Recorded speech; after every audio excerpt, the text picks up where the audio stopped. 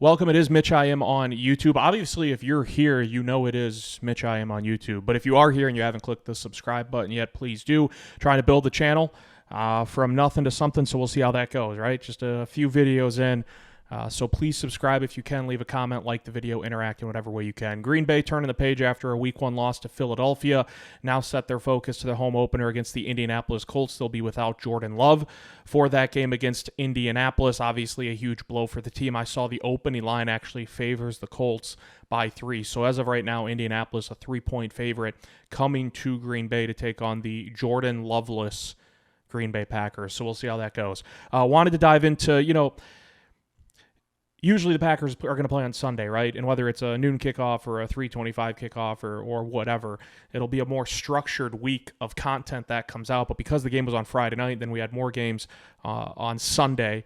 It just kind of made things, and then obviously you had Monday Night Football, but it just made things a little more wonky schedule-wise. So I know the game was on Friday, but today I wanted to focus on snap counts from the game against Philadelphia and what sort of stood out in that game for the Packers, because to me there were a couple of glaring things. And we're going to jump right in, and I'm going to ask the question, and I think I know the answer, at least for now. Does Green Bay have a new tight end one?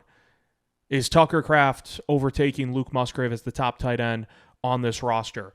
And the snap counts speak very loudly in Week 1 for Tucker Kraft and making a case for him to be tight end 1. In that game against the Philadelphia Eagles, Tucker Kraft played 64 of a possible 67 snaps on offense, good for 96%. He only wasn't out there for 3 snaps. Luke Musgrave only played 17 of the 67 snaps on offense, good for 25%. Now, here is why this is so fascinating to me.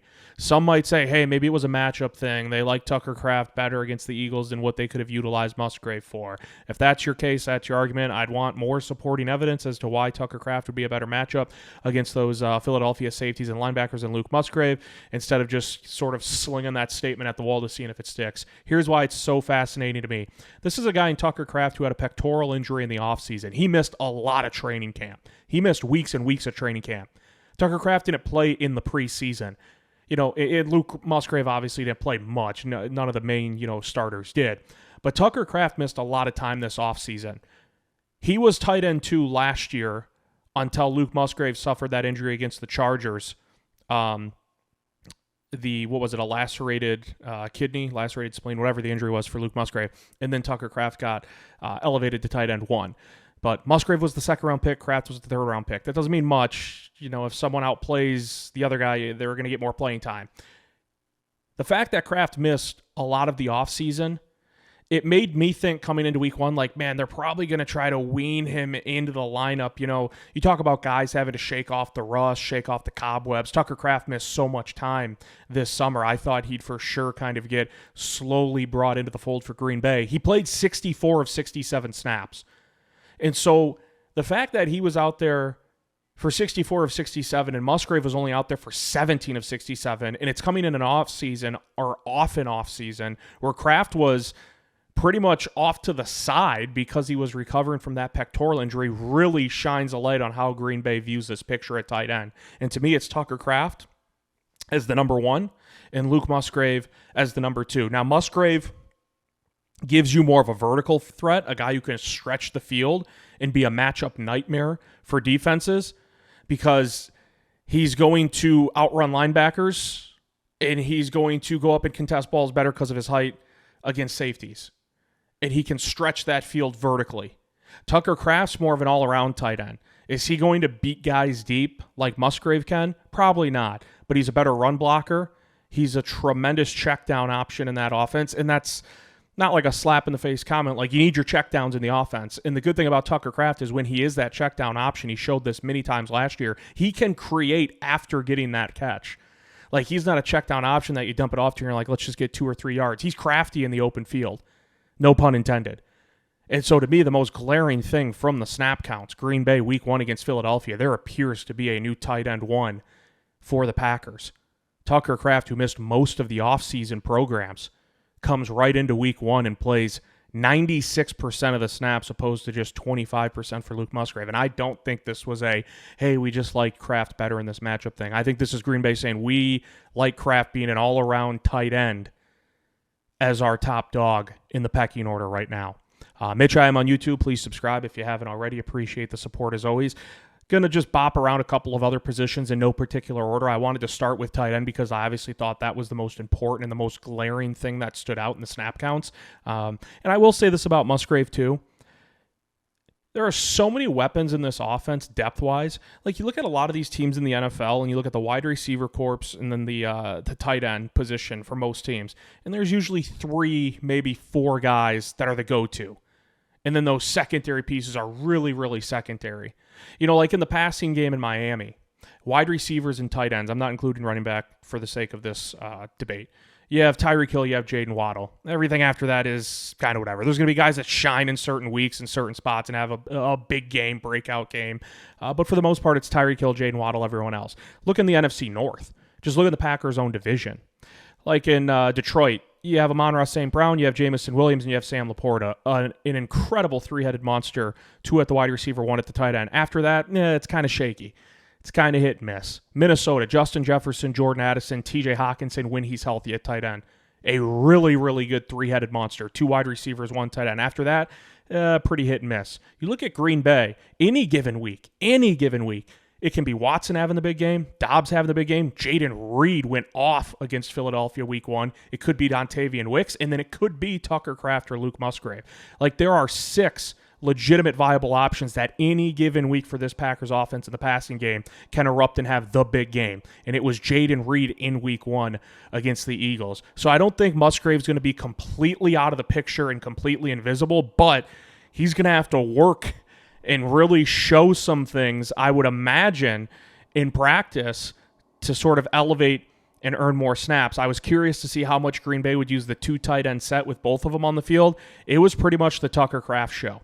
He only had 3 catches, but I mean snap count-wise, it was the Tucker Kraft show. 64 of 67 snaps on offense for the second-year tight end out of South Dakota State. Mentioned we're going to bounce around a little bit. Want to focus on the linebacker position. Thought it was kind of, you're switching your base defense from a 3-4 to a 4-3. You have Quay Walker cemented in, former first-round pick out of Georgia. Green Bay likes Isaiah McDuffie, the veteran out of Boston College. How does everything else shake out? Edgerrin Cooper, the rookie, out of Texas A&M, played 11 of 76 snaps. Eric Wilson, the vet, played 15 out of 76, good for 20%. I thought Edgerrin Cooper, very, very small sample size, 11 of 76, stood out. I went back and watched. He was explosive. Edgerrin Cooper was flying around. He was kind of like a pinball out there. Again, limited time, just 11 of 76 snaps. But I think this is the key moving forward. You have to remember Edgerrin Cooper, 1, is a rookie. 1, they are clearly easing him back into action. The hip injury limited him in the offseason. He missed like 3 weeks with a hip injury. And so, Tucker Kraft was there last year. Green Bay got to see what he could do in Musgrave's absence. They probably felt more comfortable throwing him right in for all those snaps on offense. Second-year player. Edgerrin Cooper, a rookie. Haven't seen him much in the green and gold. Hip injury limits him. He's out 3 weeks of training camp and during the offseason, so he missed a lot of time. Just what I saw from him in that game against Philadelphia, and I know, again, small sample size, I would expect Edgerrin Cooper's snap count to rise and rise and rise moving forward. 11 of 76 against Philadelphia. It's not a knock on Eric Wilson. They used a high pick on Edgerrin Cooper. Clearly, they like a lot about him. Eric Wilson's a formidable linebacker that can play in a limited capacity for you. I would say if Eric Wilson's out there for a lot of your snaps, you might be in trouble, and he's a really, really good special teams chip for Green Bay.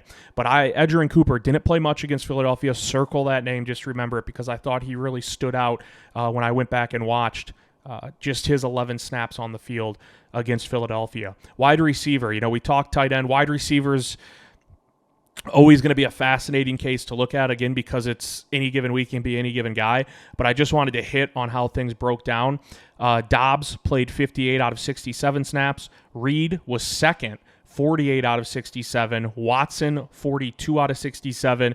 Wicks, 31 out of 67. So if you want to break it down percentage-wise, Dobbs was out there 87% of the time. Reed, 72%. Watson, 63%. Wicks, 46%. A lot of people really high on Dontavian Wicks, second-year player out of Virginia, after he had more than just a couple really good moments last season. He had a breakout game week 18 against Chicago with a couple of touchdowns, had the nice touchdown catch against Dallas in the playoffs. A lot of people were really high on Wicks. It's just 1 week, wasn't out there much. He had a couple of opportunities One registered drop, another where he was open, should have caught it, but he slipped on the field, and I'm not going to go back down that rabbit hole of how terrible the field conditions were in Brazil, because it was terrible for both sides. But Wicks got the short end of the stick this week, and really, if you break down the depth chart, this kind of went how you might think it would have, with Dobbs getting the overwhelming majority of the snaps, and then other guys out there for a lot of them too. Reed 72%, Watson 63%. Maybe a lot of you thought Watson would be out there for more, but keep in mind when Green Bay gets down into the red zone, Watson's that vertical threat. He's a deep threat. They're going to have to figure out ways to incorporate him more in the red zone. Now they hit him on that quick hit slant for like a 3-yard touchdown in the second half against Philadelphia. But a lot of times when they go to the red zone, it's Dobbs and it's Reed out there, and then even Wicks gets those opportunities in the red zone when that field really condenses for Green Bay. But I would like to see them get Watson more involved in the red zone. Of course, he had the 3-yard touchdown reception for Green Bay. A couple more to hit on. Again, it's Mitch I'm on YouTube. Appreciate the support as always. Right guard. Matt LaFleur heavily hinted a couple weeks ago that it could be a spot at right guard where they shift in between Sean Ryan and the rookie Jordan Morgan, first-round pick out of Arizona.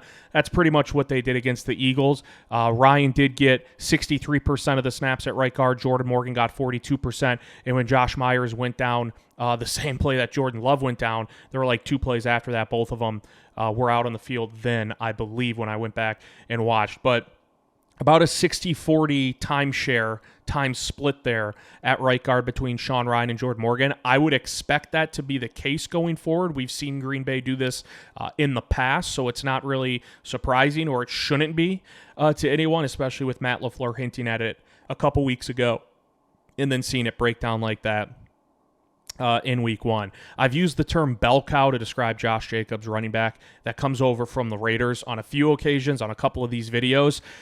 I was very curious to see how many snaps he would be out there for against Philadelphia for one big reason. It's the injuries. A.J. Dillon out for the year. Rookie running back Marshawn Lloyd was inactive for the game, so pretty much you had Josh Jacobs, Emmanuel Wilson, and then they elevated Merriweather from the practice squad, but you knew he probably wasn't going to be out there.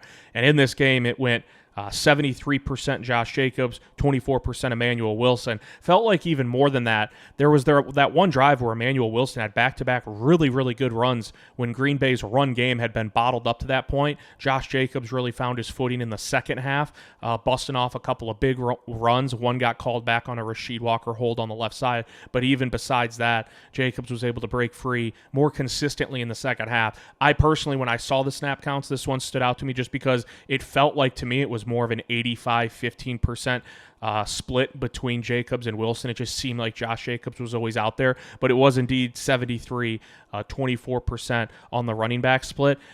What's really fascinating is as we look ahead now to week 2 against Indianapolis, how does that change the picture without Jordan Love? With Jordan Love out in week 2, at least week 2, and Green Bay likely to lean on the ground game even more, does that mean Josh Jacobs will be out there even more? So that's something to sort of keep tabs on and circle as well. Defensive end, you mentioned the shift with Jeff Hafley, defensive coordinator. You're going from a 3-4 to a 4-3. That defensive end spot, you have Preston Smith, Rashawn Gary as your pillars, as your staples, but there's a lot of depth there. Kingsley Enagbari entering his 3rd year, right, out of South Carolina, and Lucas Van Ness, first-round pick out of Iowa just a year ago. Enagbari was out there for 39% of the snaps. Van Ness just 25%, which kind of piqued my interest a little bit.